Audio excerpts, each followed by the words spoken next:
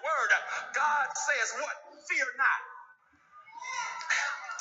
Because I got to deal with your fears.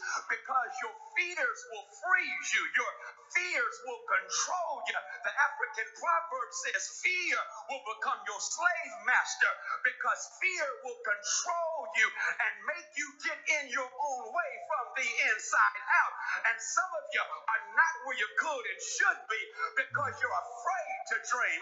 You're afraid of success. You're afraid of getting away from your comfort zone.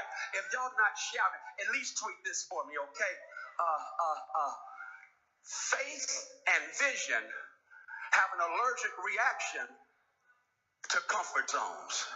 No, I don't like that. Let me give you another. Faith and vision, this is going to get you right here. Never are prisoners of the present. Because if you're not careful, you'll lose sight of the fact that as people of faith, we are future oriented. And because we are future oriented, we never allow our present to make us a prisoner. If you become imprisoned in what's right now, that means you're not free to receive the not yet. And so here's what happened. God says, fear not, because I am your shield. Okay, now y'all do know how shields work. Shields are only effective when they are close to you. Okay. If the shield is over here and you over here, that ain't happening. God says, I am your shield. That means, Abram, the only way that I'm going to really be of good to you, you got to keep me close to you. Because the moment I'm close to you, that makes me your protector. That means I got you. I got your back. I got you covered. And can't nothing happen to you unless it gets through me. Did y'all see that thing online about this little girl who had on this zebra outfit, and you know it wasn't us, and she's at this zoo and in front of this tiger display, and the tiger sees this zebra and the tiger jumps at her, and the little girl is sitting there oblivious to what's going on. She gets up and the tiger has come at her, but guess what? It's a glass enclosure, and so the little girl in the zebra outfit doesn't end up food for the tiger because the tiger has come up against something it can't see. The tiger has hit something it can't see. That's between him and the little girl that he was trying to devour. I'm just trying to say, when folk try to come at a child of God, they're going to come up against something they can't see. And because they can't see it, no weapon formed against me shall prosper.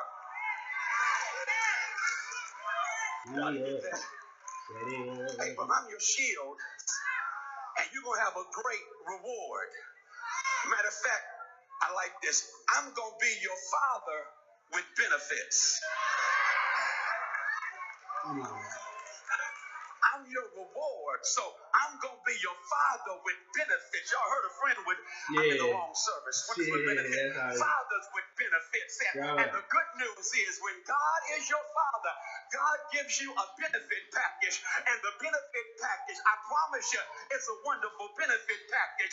Every now and then, God blesses you with stuff that money can buy. But I love the fact that God will bless you with stuff that money can't buy.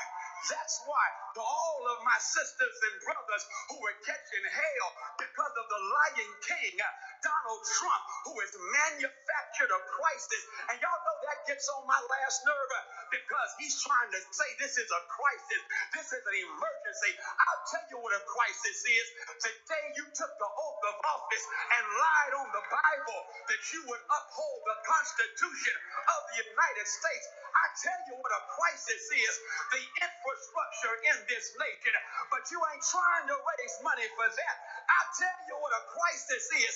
The widening wealth gap, but you ain't trying to raise money for that. I'll tell you what a crisis is in this nation. If It's a crisis that our schools are miseducating our children.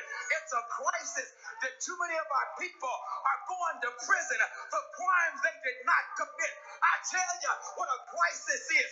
Racism, sexism, xenophobia, as well as toxic masculinity. That's the crisis in this nation. But God says, I'm your shield, and I'm going to give you some benefits. And it's all from a word. From a word. Let me tell you about Tanisha before I give you the rest of this. Tanisha, I went to preach at the church that she goes to, and so her mother, a member of the church, says, my daughter loves you, and she's in the hospital right now. Would you please come tomorrow and pray? You and the pastor. So me and the pastor went to the hospital. Tanisha was shot when I walked in, and she's just really, really hyped. And Tanisha hugs me, and then Tanisha says, I'm going to be all right because I'm going to tell you what God did. You preached last night. And every now and then what God does, and I say this to all our preachers, and that is, you never know when you're preaching the seeds you plant. Don't allow your ministry to trip over who says amen and who pats you on the back, because it's the folk who never get to you that sometimes God will speak to.